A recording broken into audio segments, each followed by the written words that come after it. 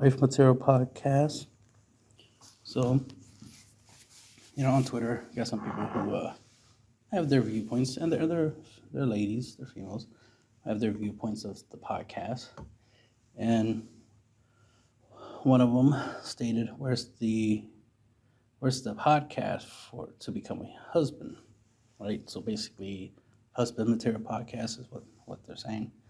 And then of course they added the whole how to get rid of toxic masculinity.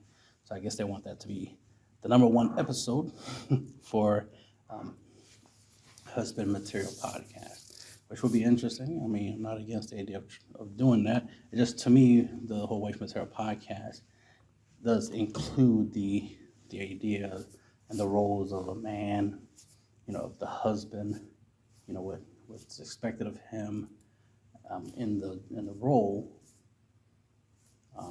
and then of course the things a woman can do as a wife, the things to make being a wife easier, being a mother easier, and so forth and so forth. The thing about being a husband is that by default guys have the ability to be a husband.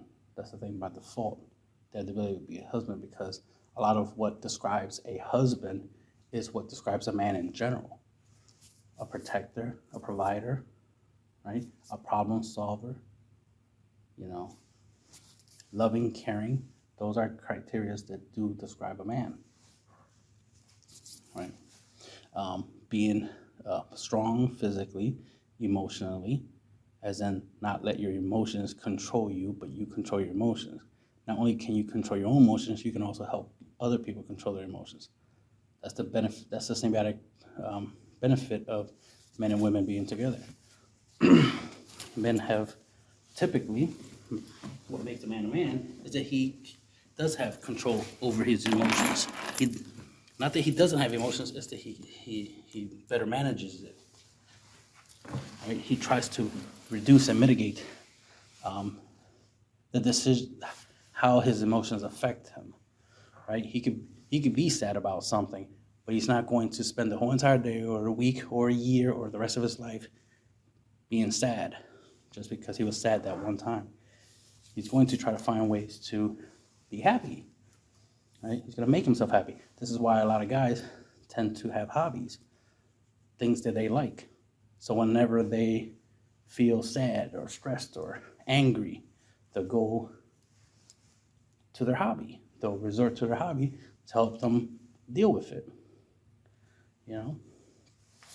For some guys, sex is a way to help them control their negative emotions, right? Because sex feels good, right? So why wouldn't they use sex as a way to relieve stress, to relieve anger and pain and these negative emotions? Just like watching porn, and the list goes on, right? Even just being in the presence of a woman would be more than enough for some guys to be able to control their emotions, where they feel sad, so they'll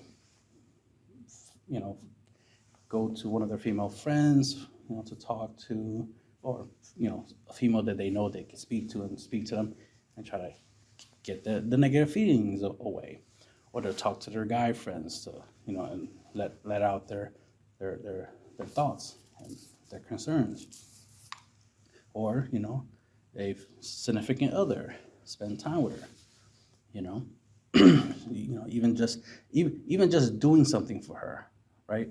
Like, he feels sad, but he does something for her that makes her happy, and then in return that makes him happy because he made her happy, right?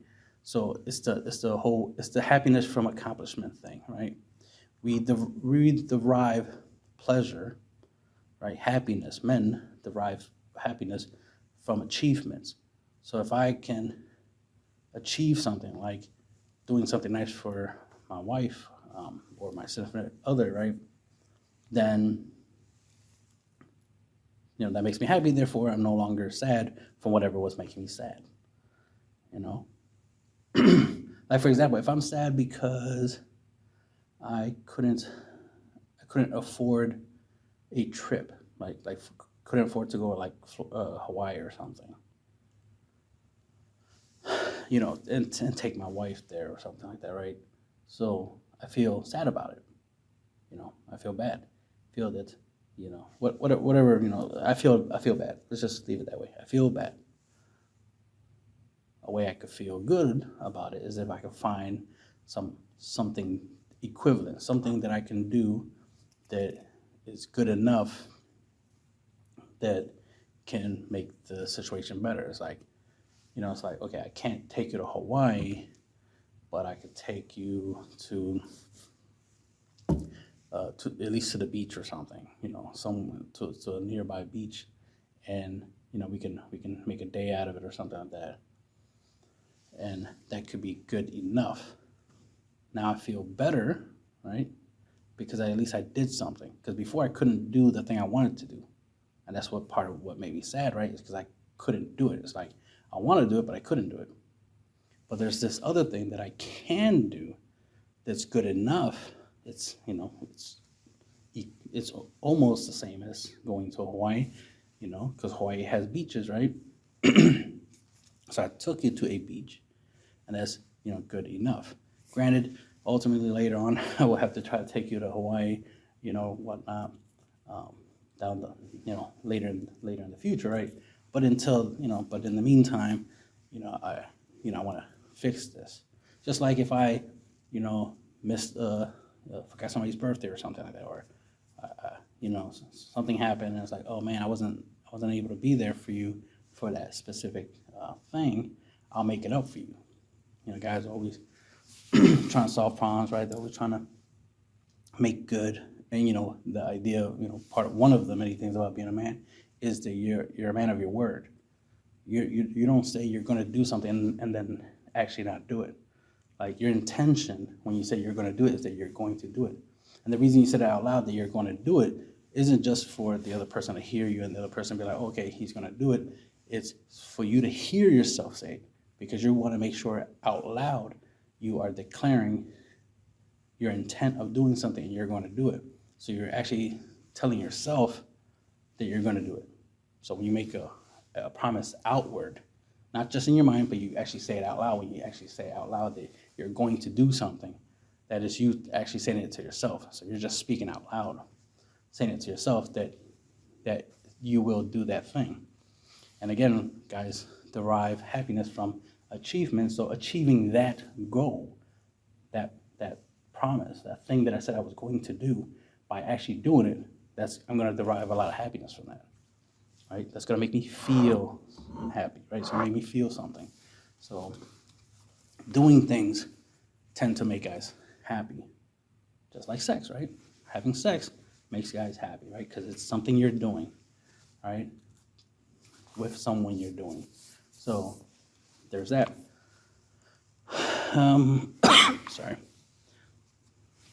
So then that's why, it's, interesting the idea of even thinking about, there's a couple things I saw today. Ironically, there was somebody left a comment, and it was about the idea of wife being a man's possession. Like it was about they didn't like that it sounded. They didn't like that concept, the idea of a woman as a wife being a possession of a man. The possession of a man, even though the irony with that is that works vice versa as well. That's a two-way street right there. A wife being a husband, because it's not a man's possession, it's a husband, right? So a wife being a husband's possession is the same thing as a husband being a wife's possession. Y'all belong to each other. That's the whole point. This is why y'all get married. That's why there's a legal contract. That's why divorce is a thing. When y'all break the contract, right? Y'all break the possession. It's like it's not like you could be like, I don't want to be with you no more, and then you just walk out the house and that's it. No, you gotta go to court and stuff like that. Right? You gotta get lawyers involved. You gotta get the state involved. Why? Why are we getting all that involved if there's no possession? Right? If there's no possession, it's because there is possession. The possession of the material stuff y'all have, right? House and home, finances and stuff like that, right? the possession of the children, if y'all have children, and the possession of each other. You know, my body is yours, and your body is mine. My love is yours, your love is mine, and so forth and so forth. The list goes on and on. It'd just be weird to not agree with the idea that a relationship is about possession. Y'all relationship is y'all possession. Y'all possess a relationship. When y'all get together, bang, y'all created a relationship. Y'all now a couple, right? Y'all possess. Same thing as like, you know, it's ironic that women will be quick to say that, you know, their children is their children, which is a statement of possession. When you say it, oh, these are my kids, that's blatantly implying that they're your possession, that they belong to you, right? The idea of possession is belonging to you, right? Belonging to you. So, so if you say the kids are yours, you're declaring your possession, that they are your possession, that you possess them, they're yours. But the thing is, it took two to tango, right? It took two to create the children. So as much as you feel that the children are yours, they are also his, right? So whoever helped you make the babies, it's also their possessions. So you have 50-50, right? So both of y'all together came together, right? Him more than you, but you get the point. And y'all created children. So both of y'all have possession of the children, right? So, and, you know, possession is the idea of ownership, right? You own somebody or something, right? So you own each other. You own the children's together. When you have a house together, you own the house together, right? When you have a car, you own the car together, right? Because the idea is that y'all benefit. The whole idea of a symbiotic relationship, because that's what, you know, marriages, relationships are. When men and women get together, typically, it's a symbiotic relationship. What you bring to the table benefits him, and what he brings to the table benefits you. He brings to the table what you don't have. If your husband is taller than you, he brings his height. He brings the fact that he is taller, that he can reach things that you can't. If he's stronger than you, he brings that to the table. He can lift things you can't. And the list goes on and on and on of what he brings to you. Vice versa. There's things you can do that he can't do or won't do. I don't want to be too graphic, but you get the idea. There's things you can do for him, to him, that he can't do for himself. So you bring that to the table.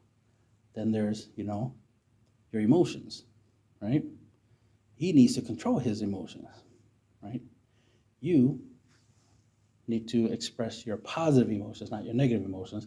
You need to have more control over your negative emotions. But you're definitely supposed to bring your positive emotions, right? You know, your love, your happiness, your desire. It'd be weird for you to be in a relationship with a guy and you don't desire him. Every time you see him, you're not thrilled and excited and grateful and blessed to be with him. Instead, it's like, oh my God, he's here.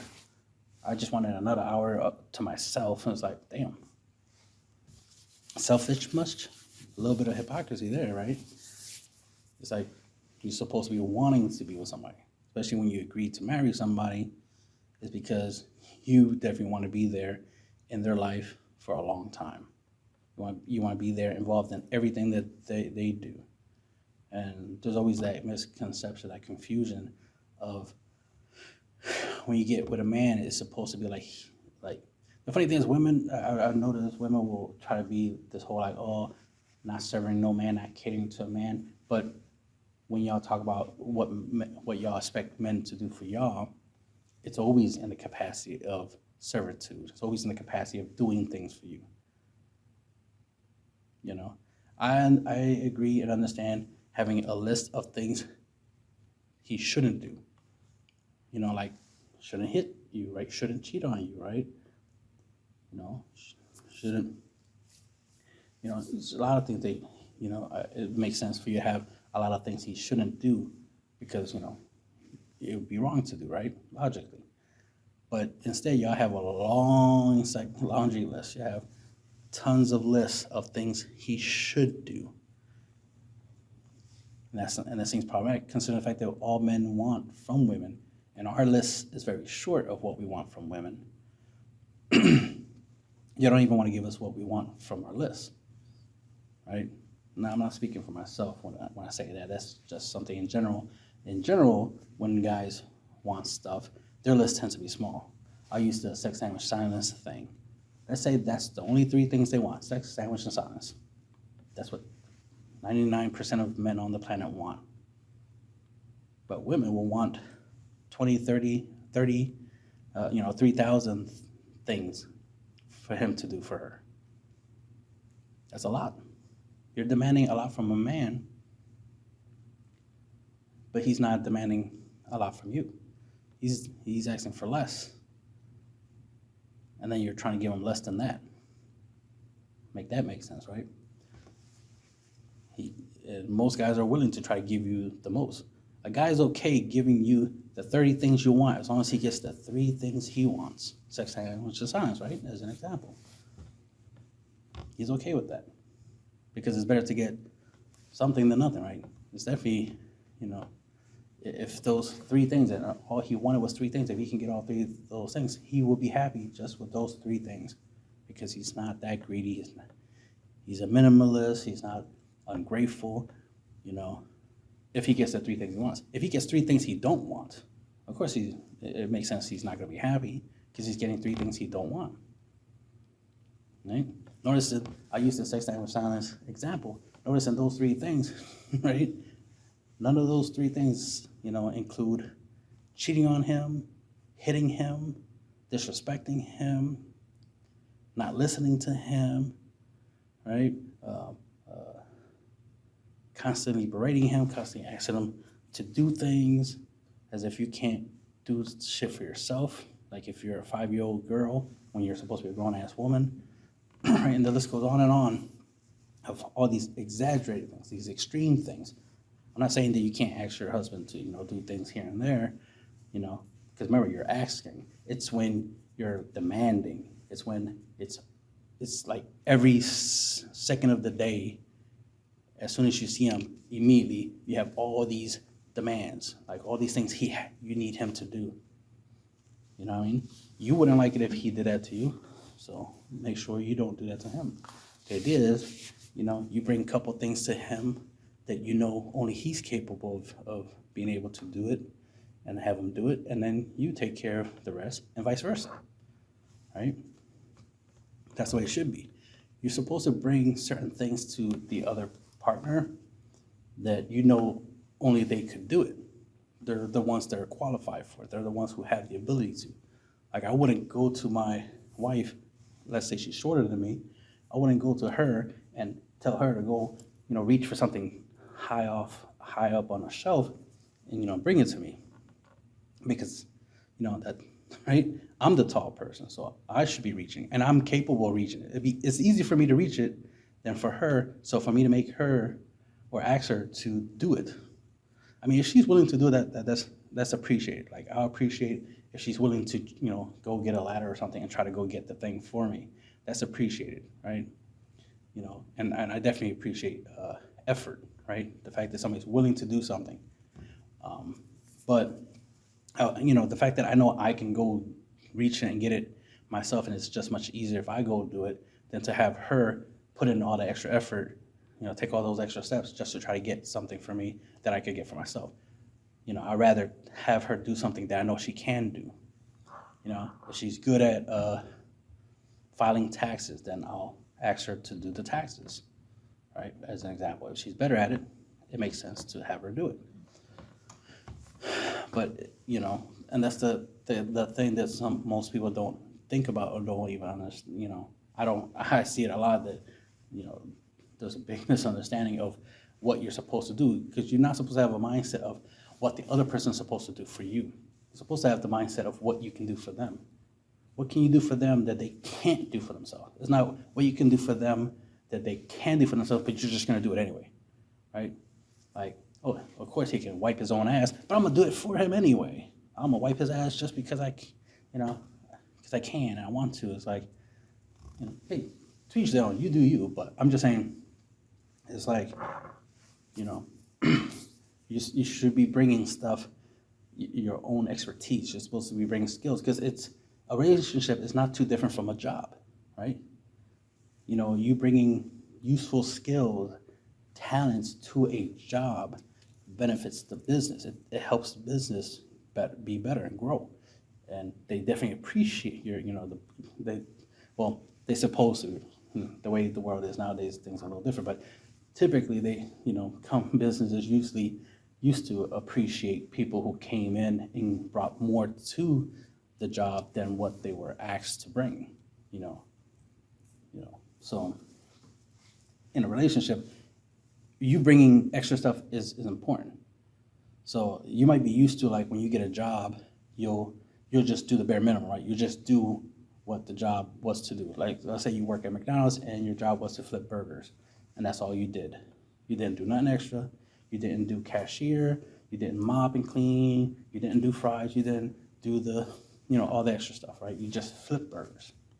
Well, in a relationship, it's different, right? In a relationship, it is actually better for the relationship if you do more than what you were asked for. So, like I say with the whole sex sandwich of silence thing, if your husband, that's all he wants is those 3 things, but you throw in 3 extra things on top of it, that will obviously be greatly appreciated. That's very thoughtful to bring more to the table, right? Even though he only asked you to bring 3 things, you brought more than that.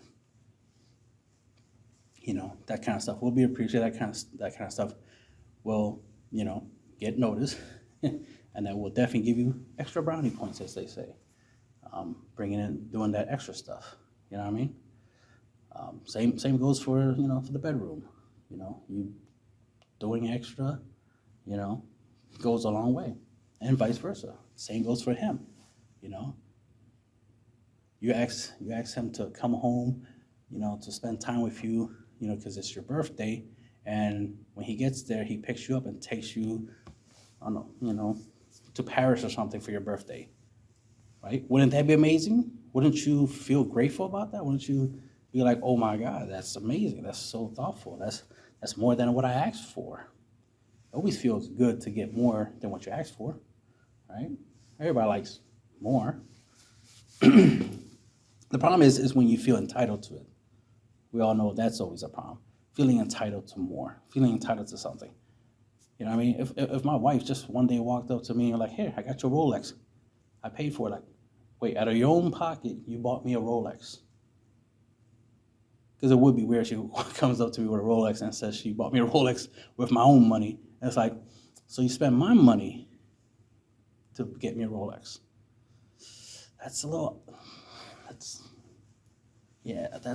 That doesn't sound right. But let's just go back to the original example, which is out of her own pocket, out of her own hard-earned money, she bought me a Rolex. That was thoughtful. So of course I'm gonna appreciate it and treasure it and all that good stuff. But you get the idea. It's like, when you don't ask for too much and you get more than what you asked for, that's a blessing, right? That's the whole idea of a blessing, is you get more than what you asked for. So men definitely count their blessings when they get more than what they ask for. But the thing is that men do ask for very little. It's little boys that ask for a lot. And if you have sons and children or younger brothers, you know what I mean by they tend to want a lot, right? But you notice that your brothers, when they get older, they tend to want less. They tend to. It's more for when men get older, it's more about quality over quantity. Ironically, I'm gonna have to say, ladies, for y'all, that's not the case. For y'all, it's more about quantity. y'all want both. You want the whole cake and eat it too scenario. So you want quality, but you want quantity as well. So you want both. You don't like the idea of trading one for another, right? Replacing one with another. Guys, we do. When we're younger, we are about quantity, but over time we start going for quality. This is why when we're younger, we like a whole bunch of different girls. But the older we get, we start being more picky, and we start like, okay, there, now I have a type. When you're younger, every female is your type. But when you get older, then you start actually having a type, and it narrows down. So you start becoming more logical. When you're young, a little more emotional, you're horny, so every girl is your type. But the older you get, the more logical you become, and wiser and stuff like that. So then you start narrowing it down. This is part of why I'm gonna say older men tend to prefer younger women, because there's many reasons for it. It's more logical. It's the whole birth thing. The wall and all these other factors, biology. And we're being more logical, because if we are being more emotional or not being logical, we would just choose a woman our age or even a little bit older than us, right? But instead we tend to pick younger than us by a couple of years, maybe 10 years, right? Because biologically it'd be better for reproduction, as well as it's just they will be in better shape, right? Better health. They will have less issues physically and mentally, which is very important, right? Because imagine if we took away the mental aspect of a woman, right? Took away her personality, her thoughts, right? And all you had was her body, right? Most guys are not going to be complaining about her body. They're not going to have issues, right? They're not going to be like, oh, I don't like her body no more. It's like, no, if her body still looks the way you like it, then it looks the way you like it, right? The point I'm making is that when a guy has an issue with a woman, it's because of her personality, more often than it will ever be because of anything else, like her looks. Guys tend to like what they like for a long, long time.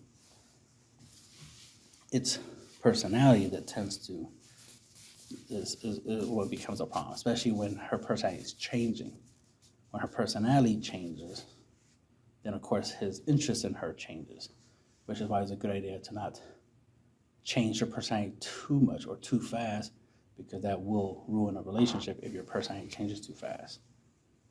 Because if you started off a relationship where you're always nice and thoughtful, and then like a couple months later you're being negligent, you're being thoughtless, that scenario is not gonna last too long. So you want to be consistent. Men, real men anyway, they try to be consistent. They don't try to be random. They don't try to be, one way at one time and then totally different at another time, and just keep flip-flopping around like they have bipolar disease or something, right? Men try to be consistent, try to be constant, which is why the whole the importance of, if you say you're going to do something, you do it. And if you can't do it because there was things that happened that prevented you from doing it, you'll try to make up for it. Because again, it's about achieving the goal. It's not about, saying that you're going to do something. It's about actually doing it, right? This is some of the hypocrisy you see a lot of times, where women will say one thing but do another. I've seen it many of times that women will say, like online and whatnot, it will say that, cheating's bad and they don't want a man, who would cheat on them. But then when you ask them, have they ever cheated? And they'll be like, yeah. And then you ask them how many times. Most of them, have, a couple of numbers higher than one. It's like, so you have a pattern of cheating, but you hate the idea of a man cheating on you. But you have a pattern of cheating. Hypocrisy much? It's just like saying you don't like liars, but you have a habit of lying, or you don't like thieves, but you have a habit of stealing. See the hypocrisy there? So it's understandable that, opposite attracts, as they say. So you're a bad girl, so you want a good boy. I can kind of get that. Or you're a good girl and you want a bad boy. I can kind of get that dynamic that you want something different than what you are. But it's just at the same time is the funny thing is, if you think a guy cheating on you is bad, then that sounds more like a moral thing, which means if you think it's wrong for a guy to cheat, then that should also apply to you, as in you think it's wrong to cheat, period, so therefore you won't cheat. But since your statement was you don't want a guy who cheats, not that you don't want to be in a relationship where either where cheating can happen. You don't want to be in a relationship where cheating is a thing, because then that would include you. But you stated you don't want a man who, you don't want to be with a man who cheats. Not that you don't want to be in a relationship where no one cheats. You just don't want a man who wouldn't cheat. So for you, it's bad if you get cheated on, but you don't think it's bad if you cheat. So there's that hypocrisy of that craziness that we've been seeing on the internet. Now, that's not every woman, obviously, but those are the women we've seen online, and it's like, those types of women exist, huh? The type that will shame you, right? Will be like, hey, you better not be a cheater, but then it turns out they're cheaters, right? But anyway, so it was just an interesting thing to see, people's point of view. I appreciate feedback, for the podcast and whatnot, because the podcast is to help. It's not just for me to hear myself speak, right? It's not for me just to say what's on my mind when it comes to the idea of a wife or marriage and stuff like that. And I'm not trying to say that I am the end all be all of how a wife should be a wife, right? No, I'm just explaining certain things, certain concepts of stuff that I've heard from guys, like what they want, right? Because you got to understand that when you're a wife, or if you're a husband, it's about you being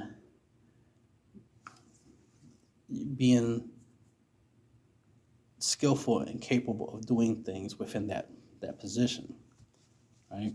It's like being a cop, right? Like, I'll say lawyer. It's like being a lawyer, right? You expect the lawyer to be good at their job, to be a good lawyer, right? To be able to, get you the justice you want, right? The justice you deserve, right? Get the fair trial and all that stuff, right? So that's what you expect from a judge. From a lawyer. So the same goes for a husband and a wife, right?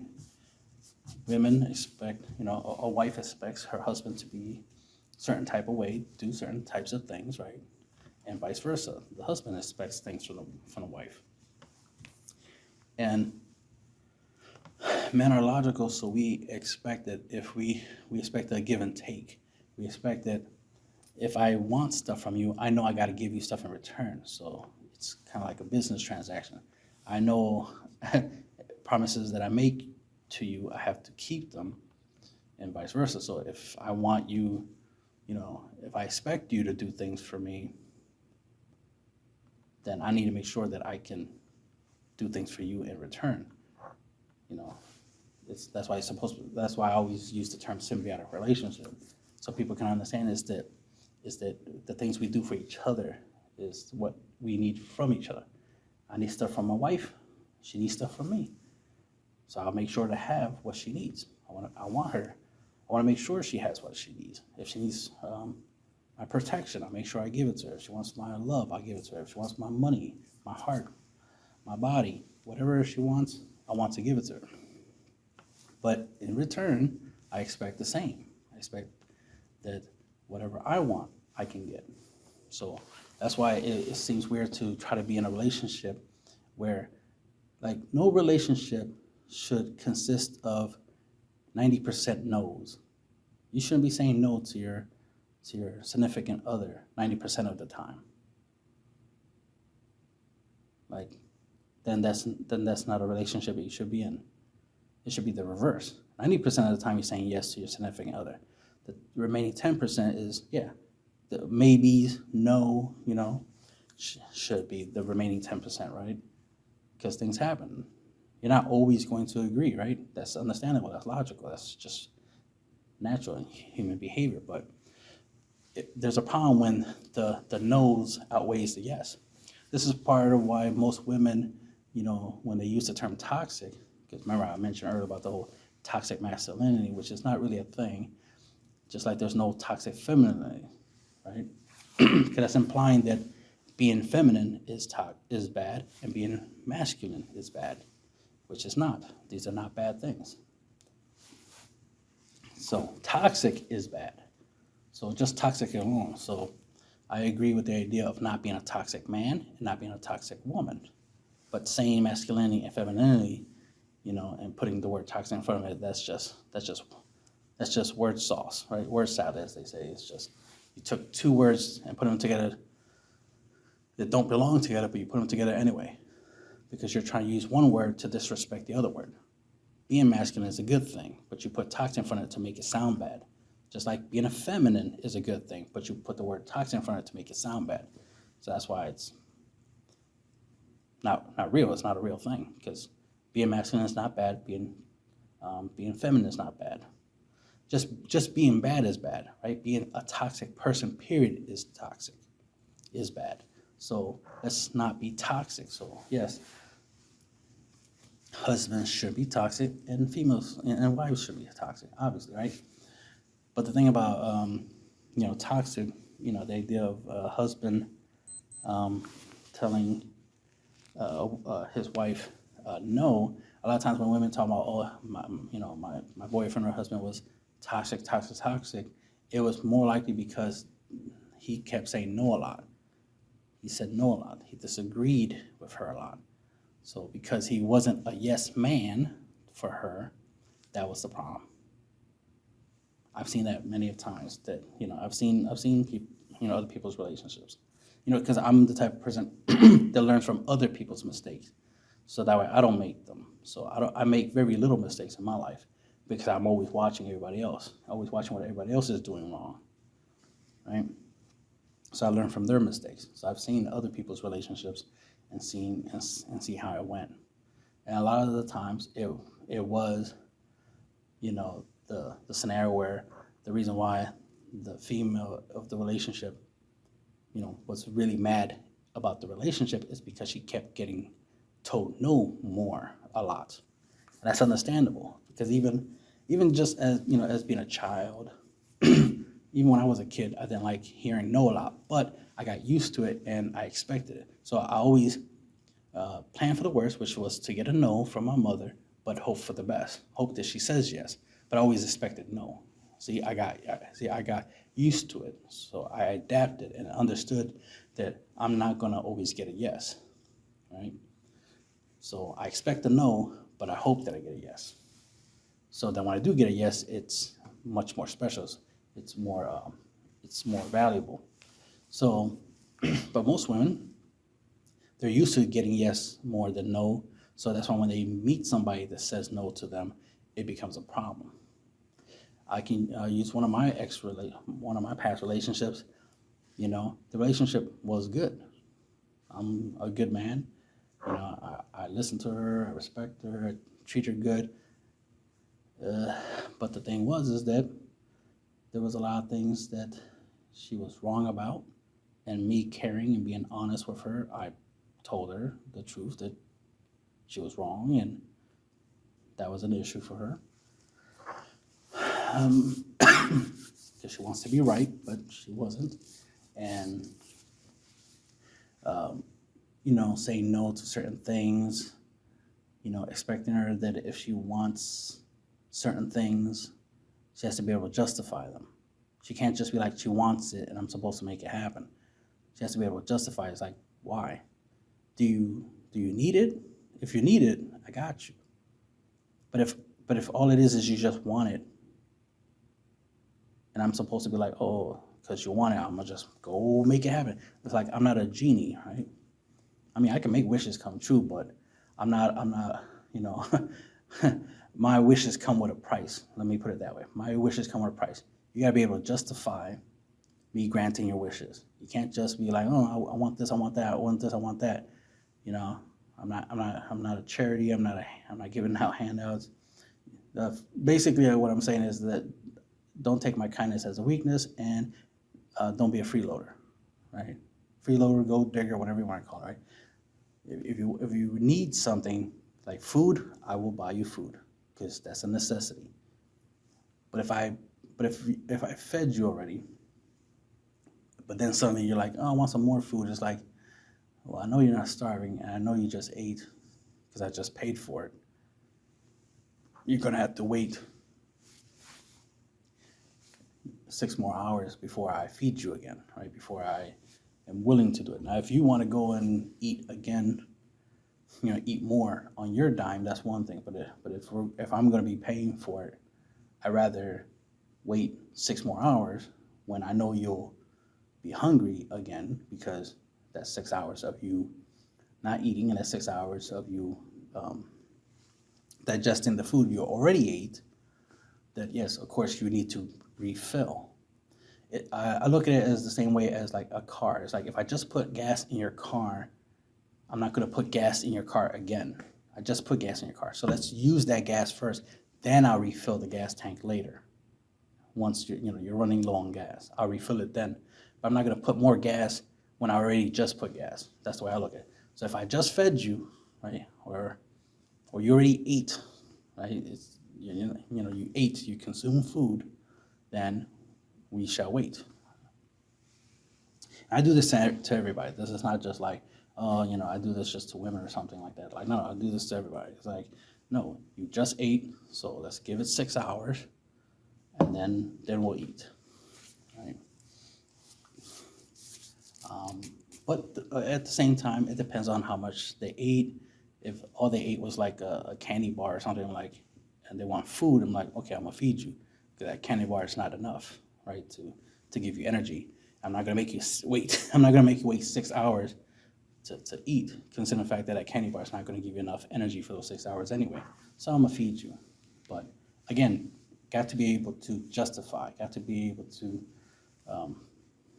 show that this is something that needs to be done, because I don't like to do things that are unnecessary. Gluttony will be a term for this. Like, you just ate, but then you want to eat again. That's gluttony, right? You're being greedy, so it's like I'm not going to reinforce that idea of greed, reinforce that idea of gluttony and indulgence. Just like I won't, enable entitlement, right? There's things that I will do for my wife, my significant other, and but there's limits to certain things. It's like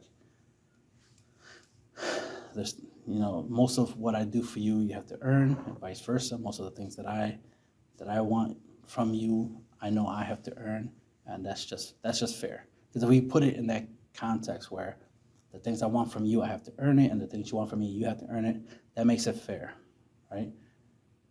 It can't be this whole like, well, because we're together,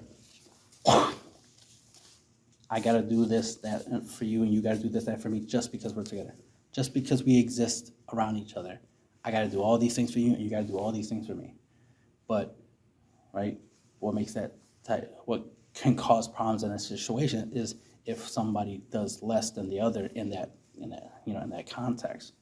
Because there's no specific measurement. There's no tick for tack. There's no quid pro quo. There's no I scratch your back, you scratch mine. There's just like, hey, if you just so happen to scratch my back, you just so happen to scratch my back, and maybe I could scratch yours. You don't know. We don't know when it's gonna happen. So it's like I prefer things to be specific. I prefer that if I'm going to do something for you, I do it for you, right? And then when you're going to do something for me, you do it, for me. And we know the time frame in which these things are going to be done. There is no, for 10 years, I do all the things you want, you do none of the stuff I want. But in the last 2 years of the relationship, because for some reason you decide you want to leave the relationship after 12 years, then you do things for me. So for 2 years, you do things for me, and then you leave me, right? In that hypothetical scenario. But mathematically, when you look at it, it's like, wait, I did a lot for you for the first 10 years. You only did some stuff for me the last 2 years, and then you left me. That doesn't sound right. So the idea is, right, 50-50, 60-40, however way it works out. I'm always willing to take less, so I'm always willing to do a 60-40 type situation. For me, it doesn't have to always be 50-50.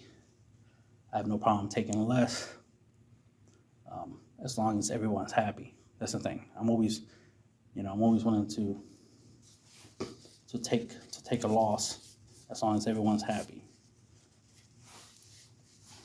Because the thing is, I don't need much to be happy. It takes very little to make me happy. That's what I'm trying to say.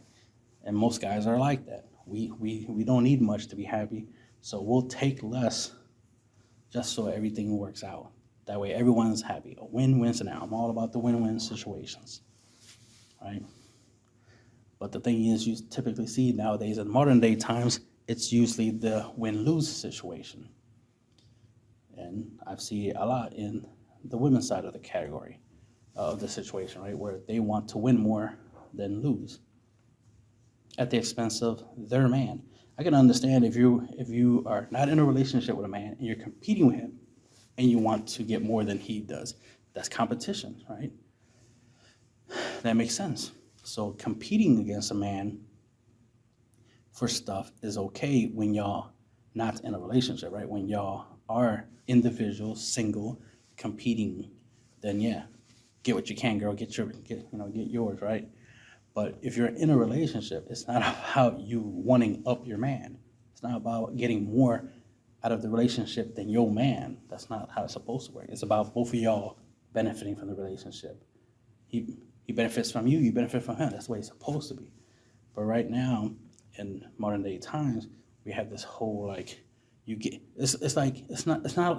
what's weird is y'all don't see it as y'all getting with y'all better half. Y'all getting with the part of you that's the part of you that's missing, right? That completes you, right? Your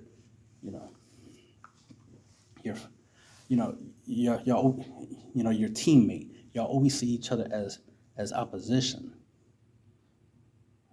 as enemies, as the person you're getting in the ring with to box out, to fight out this match, to box.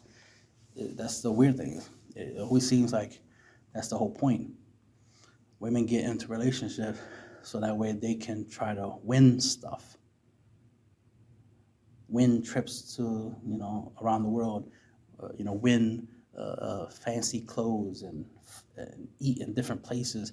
It's like, it's unfortunate. Like you enter a relationship and then act like it's a competition. Like you went to a game show and you're trying to win as many prizes as you can. It's like, no, that's not what a relationship is. A relationship is not a game, right? Life technically is a game, right? It's all about leveling up and trying to be the best at life. But when you're in a relationship, you're on the same team. You're not on the opposite teams. You're not opponents. You're not enemies. And that's unfortunate when you have people who act and treat each other like enemies are actually the ones getting in relationships, which is odd. It's like you got people who don't get along getting together. It's like, don't do that. You're supposed to get together with people you get along. This is why a lot of men point out that if you, for the ladies, if you're all looking for the right guy or a good guy, he's in your friend zone. He's the guy you already, that does get along with you, that already likes you, that's already there. But instead, you want to go chase the guy that barely notices you. And then when you get in a relationship, then it's a competition. Instead of it being teamwork, right? Instead of being allies and partners and whatnot, right? Where you're getting along, and that's the whole point, is that you finally found someone, to be with for the rest of your life. You instead see them as competition, as an opponent, and that's the issue. That's why most guys don't want a woman that is career driven and ambitious, and pretty much a lot of the stuff that normally makes a guy, right? Makes a man, the stuff that he's typically known for. He doesn't want to, a woman that's like that. Because one, she's not bringing nothing new to the table. She's just bringing the same thing that he already has on the table. So there's nothing new, right? Which makes things a little useless because, well, there's nothing new here, so there's nothing extra we can do because we only have the same stuff we already have. We have double of everything, right? We have double cars, double houses, double bank accounts, right? Double money, right? We have double of the same stuff. We don't need two of everything. And that's the problem with when you got, modern women, getting, the same materialistic things men have and then trying to be in a relationship with a man. It's like, well, both of y'all have the same thing, so you're not really opposites. And the idea is opposites attract. So that's why opposites in age, obviously opposites in gender, opposites in what y'all bring to the table, that's what attracts, and that's what works, and that's what works for thousands of years. And it never stopped working. It's just that when people try to do this whole, we're all the same, equality, participation trophy, no one's a loser, everybody's a winner. When that bullshit started happening, that's where men and women getting along stop being a thing. That's when things stop working. That's when you start seeing the decline of society, the decline of the current world that we're currently living in. Because things that was working for thousands of years is no longer being adhered to. Now we're trying to change things, and as you can see, things are getting worse because of it, not better. The world physically, the planet itself was in good condition before we started, doing the whole fossil fuel thing and start burning a whole bunch of coal and stuff like that, right? A whole bunch of carbon and putting a whole bunch of carbon in the air. But long time ago, when the earth was still in good condition, we had the ideas and the technology for electric cars and water power cars. We had all this green stuff, right? All this green technology, all this awesome technology that could have prevented global warming, but instead, screw that. Let's just keep burning coal. Let's just keep being greedy, right? Let's focus on money because money is more important than love and family and other things, right? It's like that was ignorant, but well, that's for a different conversation. Point is like, toxicness is toxicness, right? Bad people are bad people. The idea is to try to avoid them. Try to make sure that you know what makes a good person good for you. Let me be specific. Make sure that when you pick to be with a man, that he's good for you. You cannot be like, he's good for me, and then later on, oh my God, he's totally different. No. You need to be for sure that he is the right guy for you. You can't just be like, he has money, he looks nice, therefore he must be perfect for me. No, that's not how that works. That's literally just judging a book by its cover and thinking how the story's going to end in the book. It doesn't work that way. So get better at understanding the men you're going to get in relationships with. Learn, figure out what you like and dislike, and create a better standard. Because I agree with the idea that women should have standards. I just disagree with them having these ridiculous, unrealistic standards that most men can't meet at all. Therefore, it's just not logical. And then try not to be hypocrites. Don't be talking about you want a guy who's really awesome, but then you yourself is really shitty, and vice versa, right? Don't be an awesome woman, but then chase after shitty men. Like, don't do that. That's not a logical thing to do. So let's try to do better, ladies. And that's the end of the podcast.